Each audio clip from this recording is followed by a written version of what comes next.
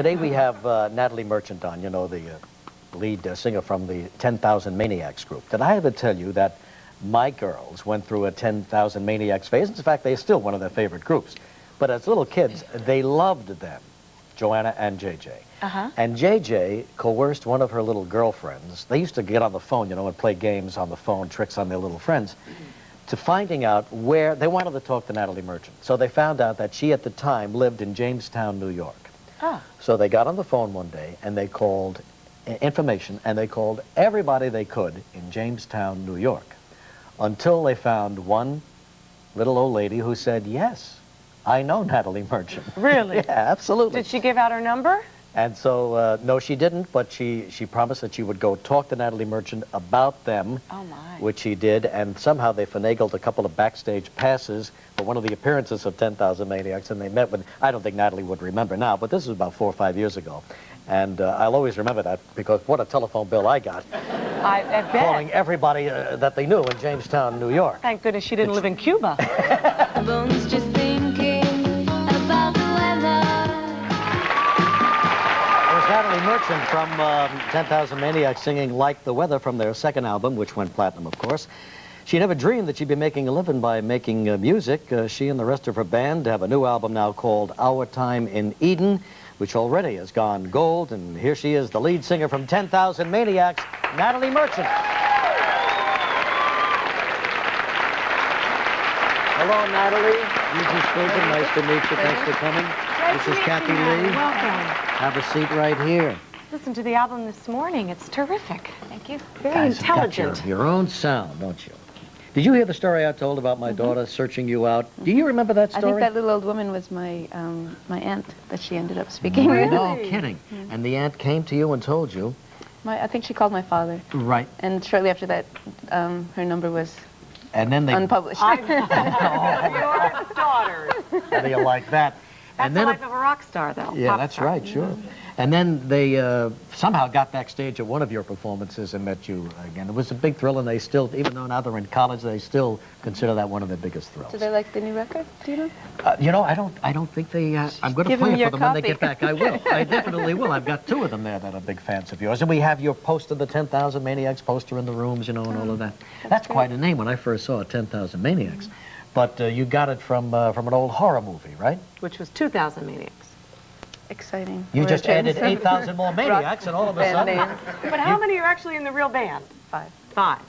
But actually, we're touring right now, and we're also carrying 3 horn players, a viola player, Mary Ramsey, is playing with us today, and Amanda Kramer is playing keyboards also. So there's 10 of us. What was your strongest musical influence growing up? Well, I'd say the most immediate influence was within the family. My grandfather was extremely musical, and my in the parents... classical sense? No, very folk sense. He was an Italian immigrant, and he played accordion and guitar and violin. By the time I was brought into the world, he was retired and a lot older, just sang a lot and played harmonica. But my parents were pretty young when they started having children, and they still liked pop music, and I think my mother was probably pretty influential. She bought all the rock records as they came out, all the Beatles records, right? But as a kid, you wanted to be an artist, right?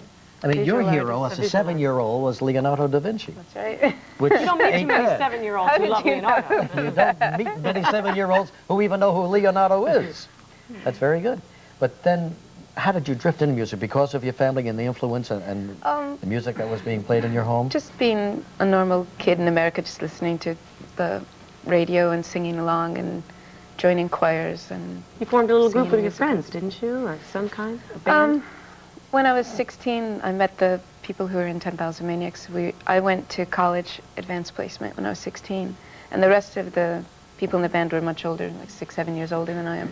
And they had all graduated from school, but we were all working in a college radio station. They were taking night courses. And that's how we all met. And just a group of friends all rented warehouse space, and a lot of artists and performers spending a lot of time together exchanging ideas. Sounds very bohemian. And we're a small town where we lived, and it was unusual because we always thought that had to happen in a city. Yeah. And so many of the people we knew went away to universities and cities and came back with notions of how, you know, things could be. And your own particular sound evolved from this committee of people, then, huh? Right. More or less. And At one point, we had probably 12 people who were involved in 10,000 Maniacs. Even a woman who was a doctor who worked in the emergency room of the local hospital. Isn't that incredible? She You played know, the piano. there are a lot of people who would think, well, 10,000 Maniacs, another rock and roll group, some kids who got together and put some loud music on, but they don't know the thought and the deliberation that went into. Well, there's nothing maniacal really about your music. Yeah. Actually, our second album is largely acoustic. It Yes. has some mandolins, accordions, banjos. Is that Our Time in Eden? No, this is our fifth record. Fifth. Our second record was called The Wishing Chair. Ah. It was recorded in London. Well, what are you do going a beautiful song from this Yeah, today. what I are we love going to this. do? How You've Grown. How You've Grown. It's about All right, your fine. nieces and nephews and All right, Natalie. The piano is yours. We have Mary Ramsey on viola. And here's Natalie Merchant.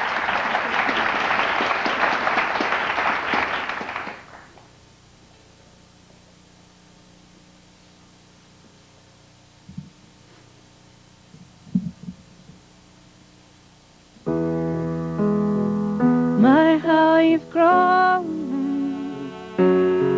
I remember that face from my childhood days too.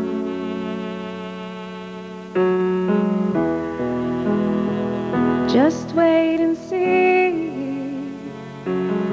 I remember those words and how they chided me. When patient was the hardest thing to be.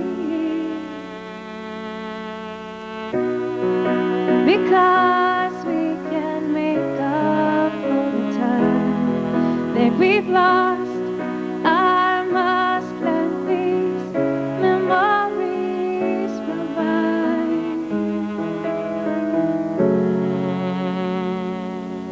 No little girl can stop the world to wait for me.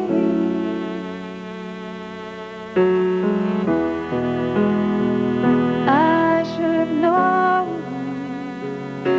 at your age in the string of days, the years gone. But in that space of time it takes so long. Because we can make up for the time that we've lost. I must let these memories revive. No little girl can stop the world to wait for me. Every time we say goodbye, you're frozen in my mind as the child that will never believe. You never will be again. For every time we say goodbye, you're frozen in my mind as the child that you never believe will be again.